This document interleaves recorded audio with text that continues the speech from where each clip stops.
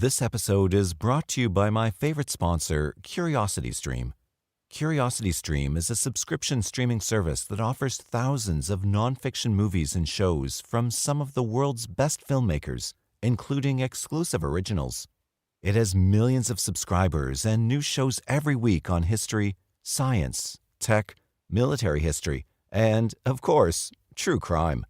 And it's extremely affordable at under $20 a year. For those of you who are interested, I can recommend a few titles like Murder Maps, a drama doc-series that takes you back in time to the most shocking and surprising murder cases in history, or The Man Nobody Knew, about the hidden life of legendary CIA spy master William Colby. The consummate American soldier spy, Colby took on the government's dirtiest assignments without question, until the day he defied presidential orders and revealed to Congress the CIA's family jewels. I also like the Curious Minds series on terrorism and espionage. CuriosityStream is available worldwide on their web app, Roku, Android, Xbox One, smart TVs, iOS, Chromecast, Amazon Fire, Amazon Kindle, and Apple TV. So go to curiositystream.com/skd for unlimited access to the world's top documentaries and nonfiction series. Use promo code SKD and you'll save 25%. That's only $14.99 a year. It's basically what I pay on Netflix per month. At $1.25 per month, you actually owe me a like on the video for this deal. Now let's get back to Peeping Tom's serial killers and all the good stuff. The discovery of a murder in Philadelphia in October 1894 opened the door to a case few could believe. Marion Hedgepeth, a one-time cellmate of a man who went by the name H.M. Howard, informed police about a recent scam. It involved insuring a man named Benjamin Pitezel for $10,000 with the Fidelity Mutual Life Association in 1893 in Chicago, and then faking his death in a laboratory explosion by substituting a cadaver. All participants were then to split the insurance payment, but Howard had reneged and run off with the money. Hedgepeth was informing on him as payback, and his detailed letter about the scheme was passed along to the company. In short order, they realized that H.M. Howard was actually H.H. Holmes, clearly a swindler. A company representative who had already expressed suspicions about the death scene re-examined the circumstances surrounding the discovery of a body at 1316 Callow Hill Street in Philadelphia. It had been found in a state of rigor mortis and so badly burned in the face from chemicals and sun exposure that the identity of the person could not be judged. Nevertheless, Holmes, accompanied by one of Benjamin Pitezel's children, had indeed identified this body from certain characteristics as the remains of Pitezel. After he'd collected the money, he disappeared with that child and two more of Pitezel's children. Given the details, company officers tried unsuccessfully to track him, so they hired agents from the Pinkerton National Detective Agency to go after the scoundrel. As these more experienced men followed his trail around the country, they gathered information about his numerous frauds, thefts, and schemes, including other insurance scams years earlier in Chicago that had provided him with funds to build a 3-story hotel. He was among the top swindlers they had ever come across, possibly the most accomplished. If he hadn't gotten greedy, he'd still be in business. But this time, they had him. They finally caught up to Holmes in November in one of his childhood haunts in Vermont, put him under surveillance, and gave the information to the police. On the afternoon of November 16, 1894, H.H. Holmes was arrested in Boston as he was preparing to leave the country by steamship. He surrendered easily, possibly believing that he could resort to his highly successful weapon, a glib tongue and a load of lies, to get him out of a tight spot. It's likely that he was further convinced of this when they told him that he was being charged with the rather petty theft of a horse in Texas. Secretly, he knew a lot more about what he'd done, but so did the police.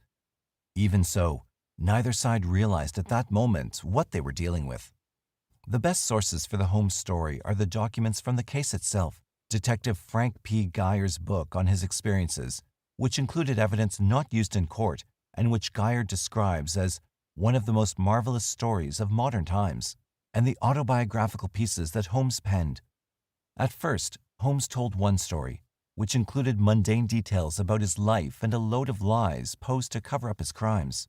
And then he offered a sensational confession, which was printed at the time in the Philadelphia Inquirer, and all 3 documents are now available on a CD-ROM from Waterfront Productions.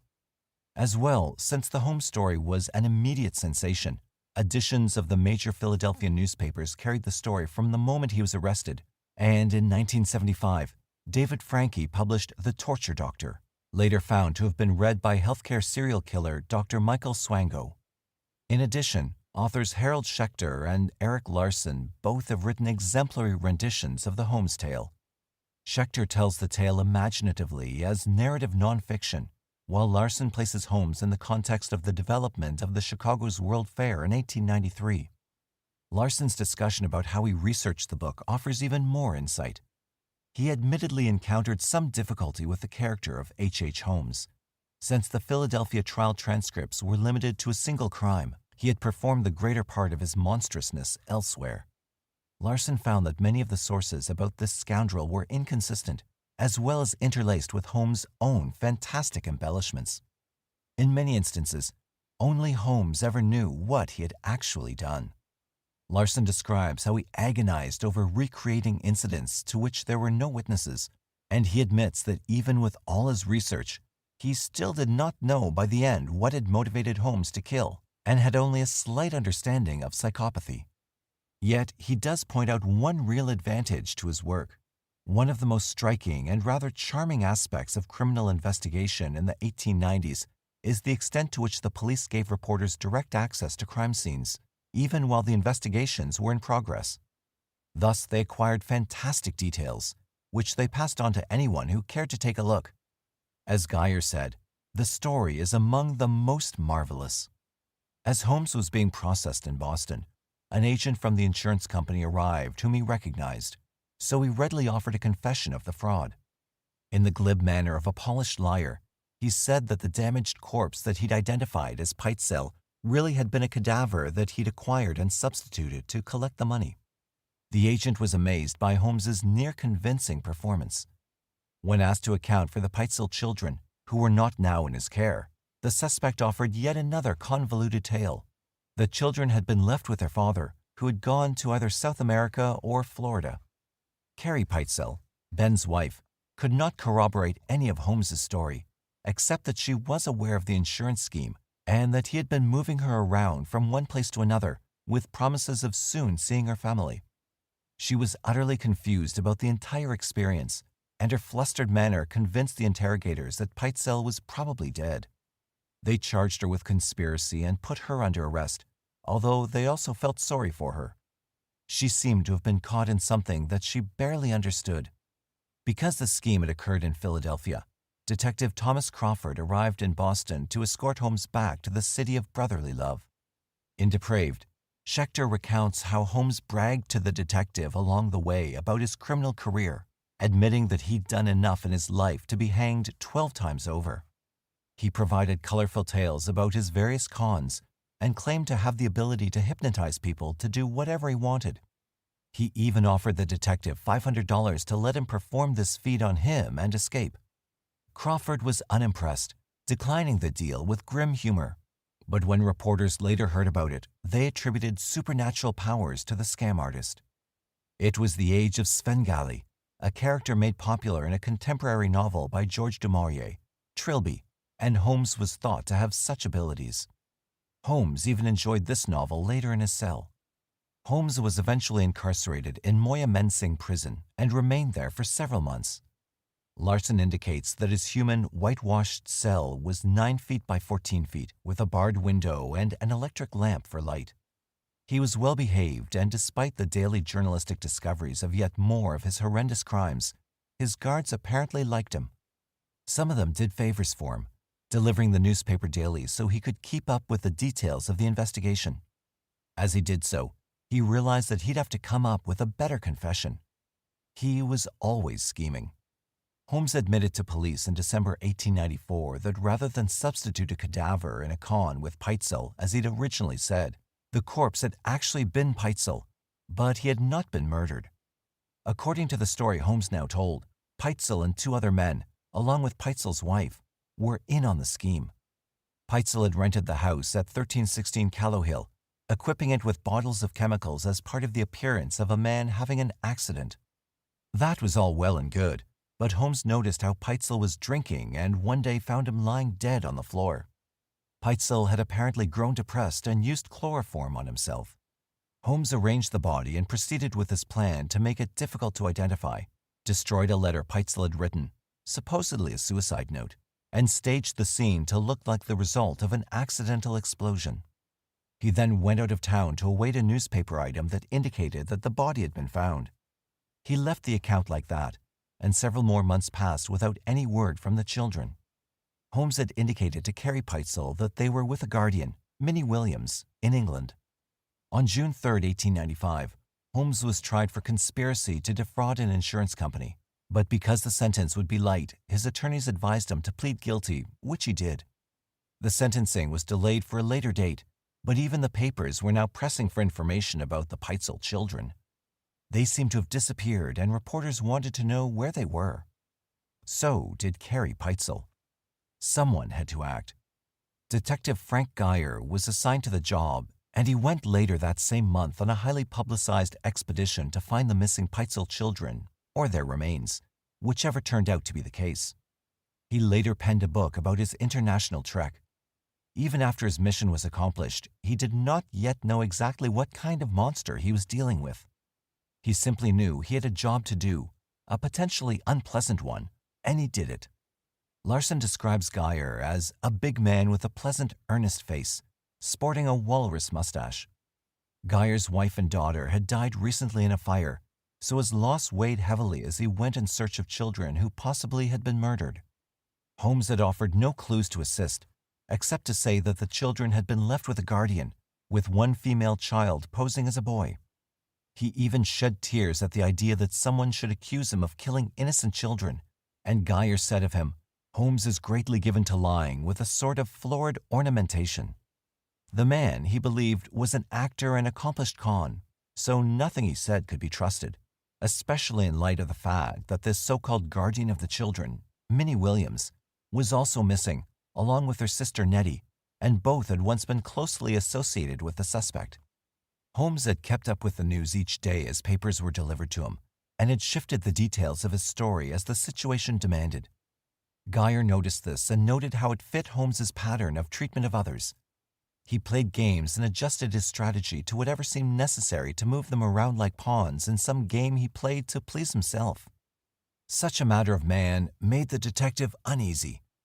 No one could know from what he said what was true or what he might be planning next. Yet Holmes did admit to having Alice Pitezel, 15, in his custody after she had helped him to identify her father's corpse for the insurance payoff, and to picking up Howard, 8, and Nellie, 11, and taking them with him. Alice and Nellie had written letters to their mother documenting their daily journey, which Holmes had collected but had never mailed, and which were found in his possession upon his arrest. He told their mother that they were in the care of Minnie Williams, a woman of means in England.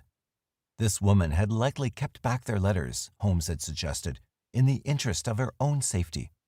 Yet Geyer had found no trace of Minnie Williams or the children where Holmes had said she would be. In fact, the street name that Holmes offered for where to find her did not exist in London. Instead of going to England, where Holmes clearly was trying to direct him, Geyer focused his efforts on North America. On June 26, Detective Geyer set out by train into the Midwest with Alice's and Nellie's letters to orient him, along with photos of the children and of Holmes, and an inventory of items and clothing associated with them. No one in the DA's office expected to find any evidence at this late date, and believed that Holmes had killed them and would have been careful to dispose of the bodies. Yet the insurance company had readily provided funds for the trip, because it would not have to pay out for Pitezel's suicide, so Geyer agreed to make the effort. In Cincinnati, he showed photographs and asked around in various hotels for anyone who might have seen Holmes or the children, and he finally found someone who remembered the small group of travelers under the alias Alex E. Cook.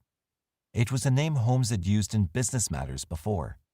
That clerk pointed Geyer in another direction, and through much questioning, he came across a woman who had seen Holmes and a boy together in a house, to which a large stove had been delivered.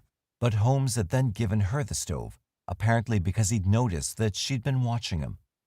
Geyer now felt that he had a firm hold on the end of a string which was to lead me ultimately to the consummation of my difficult mission. He went from there to Indianapolis, Holmes's next destination according to the letters. In this city, Geyer found a trail that gave him a good sense of where the children had been. Larson points out that it was an exceedingly hot day, which made the investigation more burdensome. Finally, however, Holmes's odd game became clear. He was moving his wife, one of three, all of whom were unaware of the others, and the three children about in the same city without any party being aware of the other. Geyer could not understand why, if Holmes intended to kill the children, he would go to such effort and expense to move them so often. The puzzle deepened, and the fate of the children seemed darker still. Geyer then went to Chicago and Detroit, the town from which Alice had written the last of her letters to her mother, in which she expressed dismay that they were not together. He also learned to his surprise that Holmes had added a third party to his game, Mrs. Carrie Pitezel and her other two children. He had placed her 3 blocks from where he roomed the 3 children in his care, but had not allowed them to realize it or see one another. But Alice also wrote something from that location to her mother that made Geyer's blood run cold. Howard is not with us now. Going on to Toronto, Geyer looked up real estate agents to find out if a man had rented a house for only a few days. It took considerable time to impress each agent with the importance of making a careful search for us. He found a house that Holmes had rented, which was surrounded by a 6-foot fence. The family residing there knew about some loose dirt under the house. They dug it up, firmly believing they would find one or more of the children. To raise the suspense, they kept working as it grew dark, but they had to give up without finding anything. Geyer struck out there, as the renter turned out to have been a different man. Still, the intrepid detective felt certain the children had been killed somewhere in that town, so he persisted and found another rental that seemed suspicious. He went to check it out. Geyer learned that a man with children at this place had asked for the loan of a spade to plant potatoes in his cellar, and had brought only a bed, mattress, and large trunk to the house. A woman identified Holmes from a photograph as the man who had rented the house. Geyer went there, discovered that the house had a dark cellar accessible via a trapdoor, and found an area of soft dirt on the floor. When he pushed a shovel into it, a stench arose and he knew he'd come to the right spot. His long, dark journey had produced what he'd both hoped for and had feared: human remains. After digging 3 feet, he found a small arm bone, so he employed an undertaker to take charge. In short order, they exhumed the corpses of 2 unclothed girls, which they believed were Nellie and Alice Pitezel. Alice was found lying on her side with her hand to the west, Geyer wrote. Nellie was found lying on her face, with her head to the south, her plaited hair hanging neatly down her back. A crew of men lifted them from the grave and transferred them to coffins. Gruesomely, as Nellie was lifted, her heavy braid pulled the scalp away from her skull. Geyer was widely congratulated on his persistence and success. He sent a telegram to Philadelphia about the day's events and concluded in his book, "Thus it was proved that little children cannot be murdered in this day and generation beyond the possibility of discovery." Searchers found a toy in the house that was listed in Carrie Pitezel's inventory of things that her children had owned, which assisted Geyer in a firm identification of the remains, as did pieces of partially burnt clothing. Then they brought Mrs. Pitezel to Toronto to confirm. She was allowed to see the children's hair and teeth, as the remains were too putrefied for her to view. She recognized them instantly and swooned in grief. She now knew that Holmes had lied to her and had killed her children. But Geyer still knew that there was one more child to find, little Howard. His trek was not yet done, although it now appeared to be fully pessimistic. He used logic and items from the letters to determine that Howard had been separated from the girls before their arrival in Detroit, so it was time to return to Indianapolis. He arrived there on July 24th. As before, he proceeded to gain the assistance of real estate agents from around the city to learn the details of short-term rentals from the previous October. By this time, Geyer's trek had become of supreme interest to the nation, and the newspapers heralded his arrival. He was considered a real-life Sherlock Holmes, and people wanted to know his every step, the way they read a suspenseful piece of fiction. This was both a curse and a boon. He received many leads, which he followed, but most of them just wasted his time. Days came and passed, he wrote, but I continued to be as much in the dark as ever. Geyer feared that the bold and clever criminal might have bested him on this one. It seemed increasingly more likely that little Howard might never be found. Back in Philadelphia, Holmes avidly kept track of Geyer's journey. At first, he felt empowered, believing that Geyer could never find the children. But with the discovery of the girls' remains, things looked grim. He had to think up a tale to exonerate himself and place the blame on others. Even as he did so, investigators were analyzing the children's letters, and they sent ideas to Geyer. Some things had been overlooked or misunderstood, and with renewed care, Geyer discovered that the children had been in Indianapolis 4 days longer than he'd figured. He narrowed the frame of time that was unaccounted for to only 2 days, and then returned to Chicago to check on a child's skeleton recently found. It was not Howard. Nor would Holmes, when asked, yield a word of assistance. The king of fabricators threw the blame on another man as the likely perpetrator. Geyer traveled to several more places, but instinct told him to settle in Indianapolis and keep searching there. Despite the lack of success, Geyer continued to believe that he would make a breakthrough in this town. No less than 900 supposed clues were run out, he later wrote, but he needed a new strategy. He then went to the smaller outlying towns, going through them as systematically as he had done in Indianapolis. Then in Irvington, he struck pay dirt. A man who had rented a house in October remembered Holmes because his manner was so rude and abrupt, and he recalled that a boy had been with this irascible short-term tenant. Relieved and certain that he was at the end of the trail, Geyer proceeded to the rental property. There was no disturbance in the floor of the cellar that he could find, which discouraged him at first, but there was a trunk in a small alcove and near it some disturbed dirt. Geyer dug into the area but found nothing. In a barn, he found a coal stove, and remembering Holmes's earlier purchase of a large stove which he'd then abandoned, Geyer suspected that this was a clue. On top were stains that looked like dried blood. By telegram, Mrs. Pitezel identified the trunk as hers. Geyer left the place but returned when he heard there was news. A doctor who had poked around showed him pieces of charred bone, part of a skull and a femur, that he said had belonged to a male child. They'd found it in a pipe hole in the chimney. Geyer dismantled the chimney and found more human remains, a complete set of teeth and a piece of jaw, identified by a dentist as being from a boy 7 to 10 years old.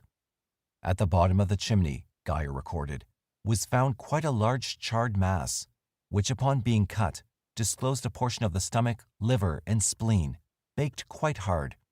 The pelvis of the body was also found. Plenty of witnesses had seen Holmes back in October when he was there and identified him from the photograph that Geyer carried. One man even recalled helping him to install the stove. Convinced he had finally, albeit tragically, found Howard Pitezel, and having it confirmed by other clues, Geyer enjoyed the best night's sleep he'd had in 2 months. The search for truth had finally reached satisfaction. It was now August 27th, fully 2 months after he'd left on this journey, and 5 weeks since he'd found Howard's unfortunate sisters. On September 12th, Holmes was indicted by a grand jury for the murder of Benjamin Pitezel. He entered a plea of not guilty, and his trial date was scheduled for October 28th. Even as he adopted a pretense for the court, people were learning much more about him in Chicago. Holmes, it seemed, had quite a list of murders to his name. Holmes, whose real name was Herman Webster Mudgett, had arrived in Chicago during the 1880s, already married to 2 women. The city was preparing for the World's Fair, or Great Exposition, which meant that there was plenty of opportunity for a clever man for fraud and theft. Eric Larson writes eloquently about the White City's development, describing the many hurdles its designers and investors encountered in the process, just barely preparing the massive grounds in time for business. Some 27 million people went through the exposition during its 6-month venue, which overtaxed the city's resources and inspired plenty of crime, most of which police could not investigate. Holmes was among those who took advantage. He planned ahead for the many visitors who would be searching for lodging as close as possible to the fair, knowing that among them would be the most vulnerable prey, single, naive women on their own who would easily succumb to a successful and charming doctor. He presented himself as a graduate of a prestigious medical school and a man of means.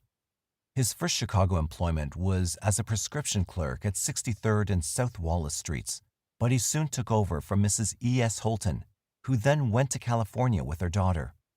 Indeed, no one ever heard from them again, but Holmes took control of the shop. Across the road was a property on 63rd Street, which he bought. Soon he was gathering funds through murder and fraudulent schemes to build his 3-story, 100-room castle, as he referred to it. When he eventually felt the need to leave, he tried to burn it down to collect insurance. In this building, investigators now found evidence of even greater crimes than swindling and bigamy. Holmes had offered rooms to young women arriving to attend the fair, but many of those women associated with them had disappeared. In addition, he had employed a number of young women who had also disappeared. From what could be reconstructed, it seems that Holmes had tortured and murdered these women, disposing of their corpses in his furnace in the cellar, or defleshing them and selling the skeletons to medical schools. Schechter describes what the place was like. Holmes's castle included soundproof sleeping chambers with peepholes, asbestos-padded walls, gas pipes, sliding walls, and vents that Holmes controlled from another room. Many of the rooms had low ceilings and trapdoors in the floors, with ladders leading to smaller rooms below. The building had secret passages, false floors, rooms with torture equipment, and a specially equipped surgery. There were also greased chutes that emptied into a 2-level cellar in which Holmes had installed a large furnace. There was even an asbestos-lined chamber with gas pipes and evidence of something having been burned inside. It was believed that Holmes placed his chosen victims into the special chambers into which he then pumped lethal gas, controlled from his own bedroom, and then watched them react. Apparently, he gained some fiendish pleasure from this activity. Sometimes he'd ignite the gas to incinerate them, or perhaps even place them in the elasticity determinator, an elongated bed with straps to see how far the human body could be stretched. When finished, he might have slid the corpses down the chutes into the cellar, where vats of acid and other chemicals awaited them. Many more details about Holmes's activities here can be found in Schechter's and Larson's books. Investigators discovered several complete skeletons and numerous incinerated bone fragments in the Chicago castle, including the pelvis of a 14-year-old, according to Blundell. There was also a blood-stained noose and a vault filled with quicklime. Yet Holmes insisted that he had nothing to do with any murders.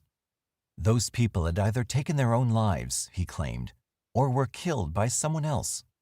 Nevertheless, newspaper headlines described the Chamber of Horrors. The Chicago Tribune announced that the castle is a tomb, and the Philadelphia Inquirer described bones removed from the charnel house. It wasn't long before true crime pulp paperbacks were published to slake the public's thirst and to turn a profit. Authors searched far and wide for even more murders that Holmes may have committed as far back as 1879. Chicago police estimated his toll to be as high as 150. In Philadelphia, the Holmes Museum opened to the curious. But Holmes was ready.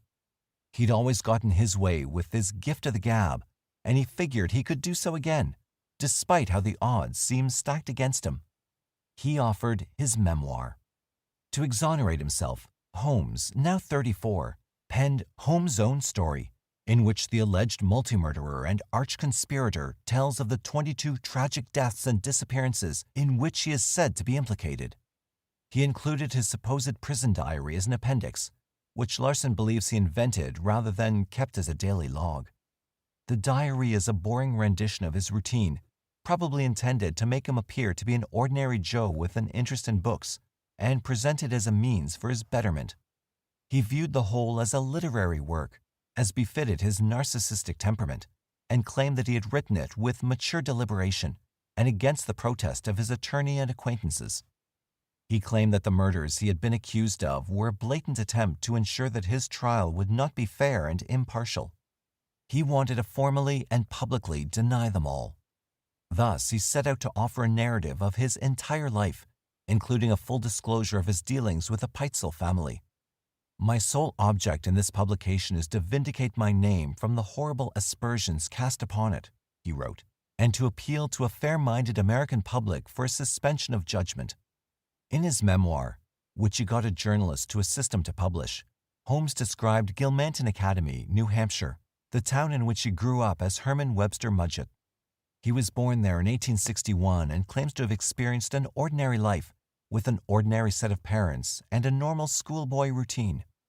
Larson disputes this, having learned from experts that psychopathic children are generally involved in conduct disorders and juvenile delinquency, but this is not always the case. Generalizations offer poor ways to get at the truth of individual cases, and since there's no evidence either way, we cannot know what Holmes's childhood was really like. He describes a turning point in his life as the day some older boys forced him into a village doctor's office and face to face with a skeleton. It was a wicked and dangerous thing to do to a child of tender years and health, Holmes says, though he admits that the experience cured him of his fears. He attributes his desire to go into medicine to this memorable incident. He also discusses his childhood lies and pranks and how his father punished him. It was in college, he says, where he did his first truly dishonest act. He represented a fraudulent book, earning money from it for his expenses. He received a medical school diploma, he says, from the University of Michigan in Ann Arbor, and then opened a practice. He then attempted unsuccessfully to commit his first insurance fraud, helping someone to fake his own death with a purloined cadaver. From there, he served a stint as a doctor in an insane asylum, which haunted him for years. He changed his name to H. Holmes and posed as a pharmacist in Chicago. That was an ominous start to his career.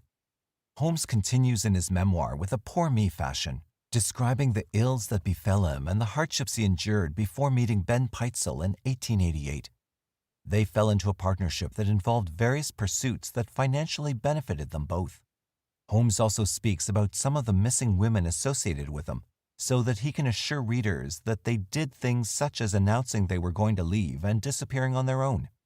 He also indicated that many young women were alive and well and better off for having known him. As for Minnie Williams, who had disappeared without a trace, Holmes offered a story of a woman who had fallen onto difficult times, had an illegitimate child, and was suicidal. She had an abortion, felt terribly ashamed, and left everyone she knew. She served as his secretary for a time and often ate meals in his building, which he claimed would account for any bone remains that might be found in the furnace. His sister Nettie arrived, also referred to as Nanny, and in short order died. It seemed that Minnie had decided that Nettie fancied Holmes, so she struck her with a stool and killed her. Having often suffered from bouts of mania, she was quite without restraint in such matters. Holmes helped Minnie to place the body in a trunk and dump it into Lake Michigan. But from my sight it has never passed, writes Holmes about the incident, nor has there been a day, an hour since that awful night, that I would not have given my life if by doing so that of Nettie Williams could have been returned. Holmes then broke everything off with Minnie. She went away and he burned the clothing she left behind or gave it to Pitezel. No one heard from Minnie again, except for Holmes, supposedly, who said he helped her to handle her land investments in Texas. He also describes how he first met the Pitezel family and the business ventures into which he entered with Benjamin Pitezel. In the end, he insists that he had no motive to kill anyone, and says that he was always quite generous, so that even avarice could not count, as it was inconsistent with his character. He also did not have a bad temper and had made no dishonest transactions. He also did not believe he was insane, having no mental illness in his family and no finding of it from doctors who had examined him thus far. Of the Pitezel situation, Holmes said that Pitezel was worth more to him alive than dead, so why would he have engaged in murder?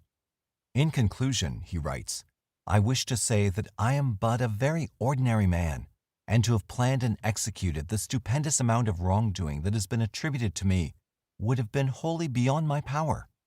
He asked the general public to withhold judgment of his guilt or innocence until he could disprove them at his trial. He would also work to bring justice to those for whose wrongdoings I am today suffering. However, this publication was so transparently self-serving that readers preferred the more lurid tales provided in newspapers. No one really believed Holmes's own story, although it is an interesting collector's item for criminologists. Holmes's attorneys attempted to get his trial continued but were unsuccessful. In addition, there's a struggle between Chicago and Philadelphia authorities, says Blundell, as to who would get to try him first, but he remained in Philadelphia. The trial commenced as scheduled on October 28th. It lasted 5 days. On the first day, Holmes tried to defend himself but proved unable to establish points in his favor. The best account of the trial comes from the speech, reprinted in Geyer's book, from the district attorney George S. Graham, who recounts it in detail. Yet he does not include some of the more interesting events. For example, from a distance, a phrenologist, John L. Capon, made an analysis of Holmes, which was published during the trial in the New York World. He described the repulsive face and pointed out that great murderers have blue eyes. Holmes's expression, Capon said, was cruel and inhuman, and his ears, twisted out of shape, stamped him as a criminal. This was all evidence of devilry and vice. In other words, Capon convicted a man not yet found guilty based on appearances alone. At the trial, also described in detail by Schechter, Holmes requested to defend himself. Judge Arnold allowed it, saying, "It's your constitutional right to try your own case." Holmes questioned prospective jury members, at which point his team of attorneys left the courtroom. Holmes demonstrated the coolness with which he handled stress and tried rejecting each person who said he had read the papers, but the judge pointed out that this was not considered a cause for challenge. In any event, this all occurred well before the Supreme Court would rule about the unfairness of pretrial publicity. The jury was seated, and the trial proceeded. Holmes's request to defend himself, Schechter says, was unprecedented. No accused murderer had done it before in the United States, so several lawyers and law students attended. A reporter for the Philadelphia Inquirer described Holmes's performance in court as vigorous and remarkable. He was deferential to the judge, but nasty to the prosecutor. He asked for an analysis of the liquid that he was accused of using as a poison for the children, which the DA did not have in his possession, and he wanted the most recent work done on toxicology, claiming that as a doctor, he himself could analyze it, though his credentials were false. This left the impression of a man who was prepared to use science to exonerate himself. Yet Holmes often deflected the questioning with forays into minutiae, and he frequently squabbled with the prosecutor, who was likely disturbed at having to spar in court as an equal with the defendant. Holmes made an error when, after Pitezel's corpse was described in gruesome detail, he requested a lunch break as he was hungry. He appeared to have no sense of sorrow over the supposed suicide of a partner and friend. For the rest of that day, while he handled his questioning in a professional manner, he failed to elicit any points to support his innocence. The professional witnesses all concluded that Pitezel could not, as Holmes claimed, have committed suicide. The judge ordered an evening session over Holmes's protest. Holmes claimed that he was feeling ill, but it was clear that he was failing to establish his case. The evening session opened with a surprise. Holmes asked that the court allow his two defense attorneys to re-enter the case, and with that, he relinquished his role as a criminal lawyer. While he now had competent counsel, he had probably hurt his case. Between his antics and his obvious fatigue by the end of the first day, the jury had a good look at the defendant's loss of confidence and inability to shake the strongest witnesses. He may not have admitted his guilt, but his actions indicated that he had admitted defeat. He got up only once to examine another witness, his latest paramour and third wife, who testified against him.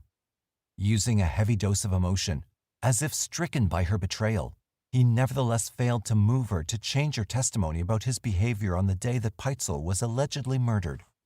The prosecution made its case quite elaborately, prepared to show his activities from 35 witnesses from the various places Holmes had gone after the Pitezel murder. But the judge had ruled that the trial must be limited to the Pitezel murder, so Graham showed how they made Pitezel's identification, and adding in whatever they were allowed about Holmes's reprehensible behavior. They proved with doctors that the chloroform that had supposedly killed Pitezel by self-administration actually had been forced into him after he was already dead. So Pitezel was dead and had not died from natural causes or his own hand. Given Holmes's admissions about being with him, there was really no other choice for jurors. In addition, Carrie Pitezel had won the courtroom with her mournful rendition of learning that her children were dead. In his closing argument, which lasted more than 2 hours, Graham called Holmes the most dangerous man in the world and asked jurors not to be afraid to do their duty and operate like honest men. In the end, the jury convicted Holmes of Benjamin Pitezel's murder, and the judge sentenced him to death by hanging. After his conviction, and as his attorneys prepared an appeal for a new trial, which failed, Holmes took up the pen again to make a confession, largely inspired by a promise of a $10,000 payment from the Hearst newspaper syndicate. He published it in the Philadelphia Inquirer. It was his third full-blown tale to date about his activities with the Pitezel incident. Aiming now to become the most notorious killer in the world, he claimed to have killed more than 100 people. Apparently having second thoughts, he reduced that number to 27, including Pitezel and his children. He insisted that he could not help what he'd done. "I was born with the evil one as my sponsor beside the bed where I was ushered into the world," he lamented. The reading of his death warrant had been carried out, and he faced execution by hanging on May 7th. It now seemed a fitting time, if ever, he wrote, to make known the details of the 27 murders, of which it would be useless to longer say I'm not guilty. He admitted that there was overwhelming proof for his complicity in these deaths, and said that he would address only those cases that had been investigated, and hoped the people would not, therefore, suppose from his silence on others that he must be guilty. It seemed to him sufficient that Detective Geyer had gone over his life with a fine-tooth comb, so to speak, and there was really no place to hide. Holmes claimed that he wanted to make the confession at this point for several reasons, and he chose the Philadelphia Inquirer as his medium for making his revelations public. He assured his readers that he was not seeking attention and that the entire enterprise was distasteful to him. As he admitted to the murders, he said he was thus branding myself as the most detestable criminal of modern times. Indeed, he was. He sensed that his own countenance was changing as he sat in prison, and that he looked more satanic than before. "I've become afflicted with that dread disease, rare but terrible, a malformation. My head and face are gradually assuming an elongated shape. I believe fully that I'm growing to resemble the devil, and that similitude is almost completed." He self-diagnosed acquired homicidal mania and degeneracy, which meant he was a moral idiot. The criminological theories at the time were fueled by Cesare Lombroso, an Italian anthropologist and professor at the University of Turin. By 1876, Lombroso had published L'uomo delinquente.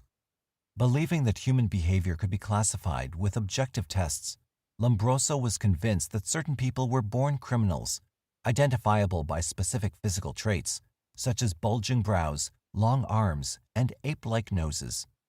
They were throwbacks to more primitive times, and he called them degenerates.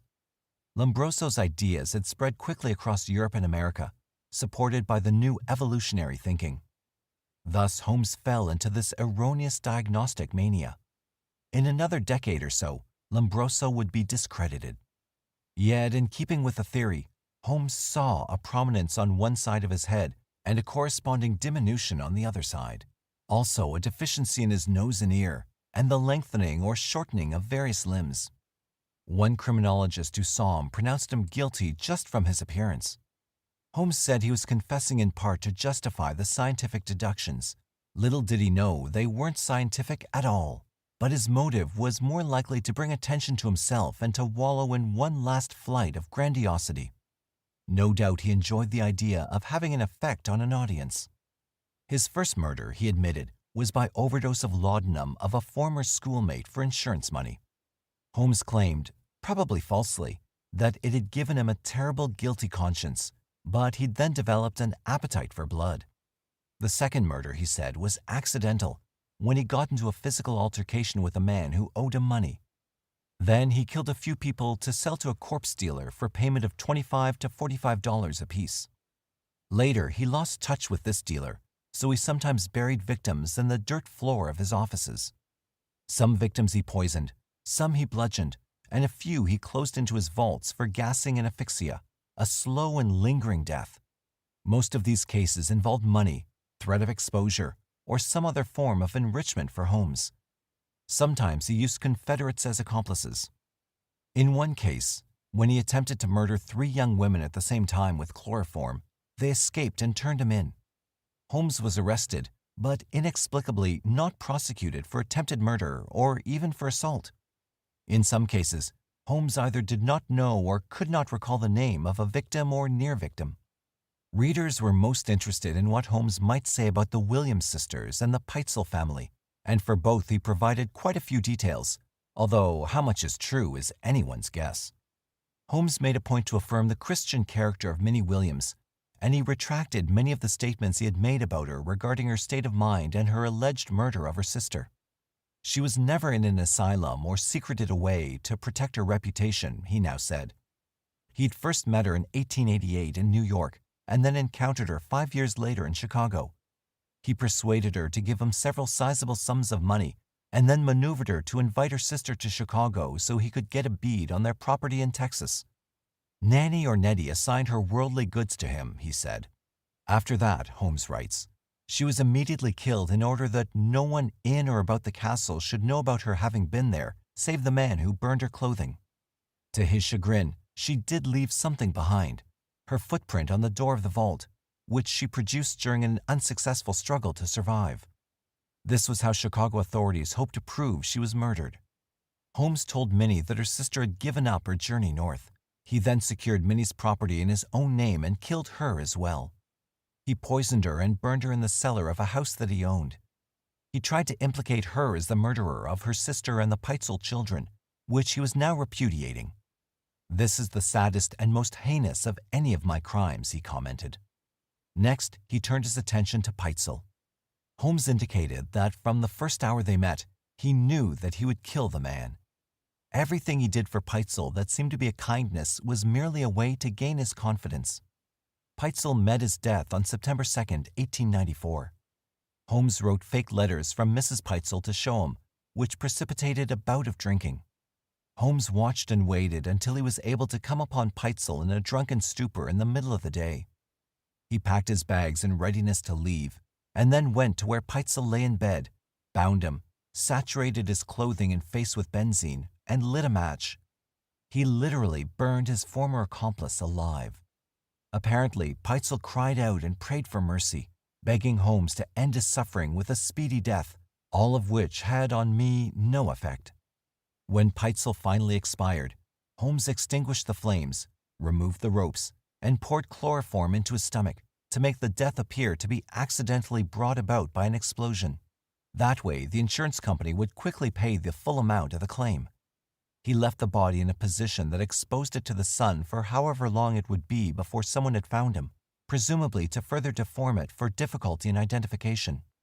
I left the house, he wrote, without the slightest feeling of remorse for my terrible acts. However, Holmes said, the chloroform apparently also had the effect of depriving the tissues of alcohol, so that no one would know that Pitezel had been in a drunken state.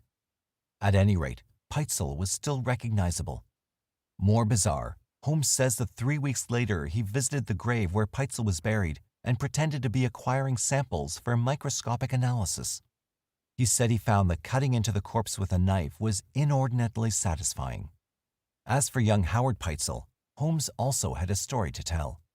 He had every intention of murdering the 3 Pitezel children, so he hid them in a hotel until he could find a way that would not draw suspicion.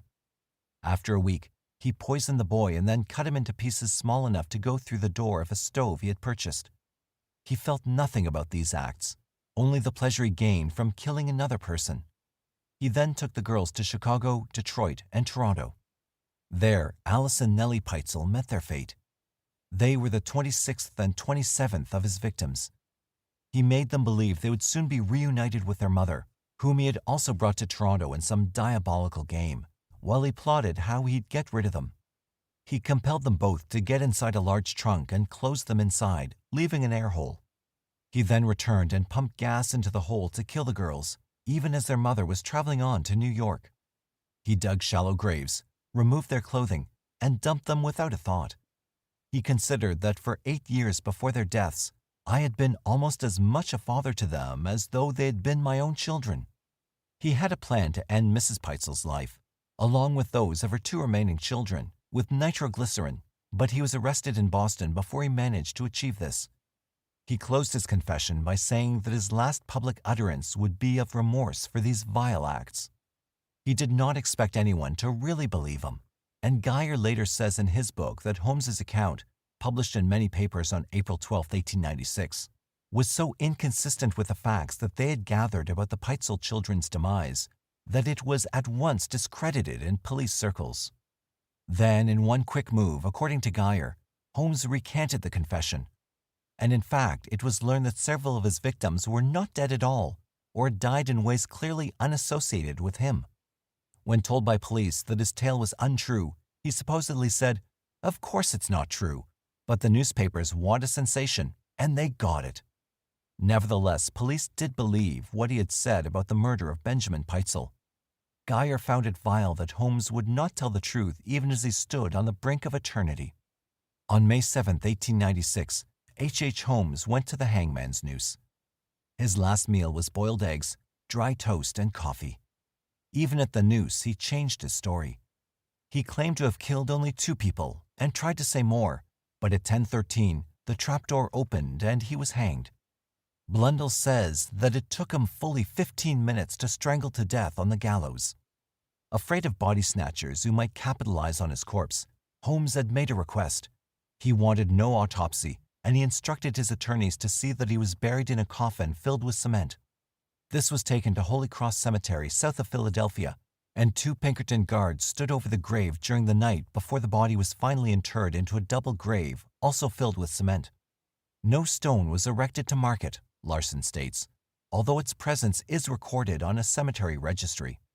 Holmes's attorneys had turned down an offer of $5,000 for his body, and even refused his brain to Philadelphia's Wistar Institute, which hoped to have its experts analyze the organ for better understanding of the criminal mind.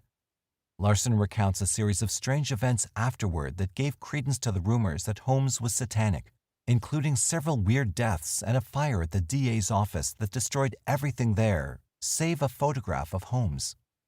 During this case, another American phenomenon arose from society's fascination with sensational crime. Thousands of people lined up to see the Chicago murder site, so a former police officer remodeled the infamous building as Holmes's Horror Castle, an attraction that offered guided tours to the suffocation chambers and torture rooms. But before it opened, it mysteriously burned to the ground. So many people who'd rented rooms from Holmes during the fair had actually gone missing that sensational estimates of his victims reached around 200, and some people perpetuated this unsubstantiated toll even today. It's likely that Holmes's own figure from his recanted confession is low, but there's no way to know just how many he actually killed.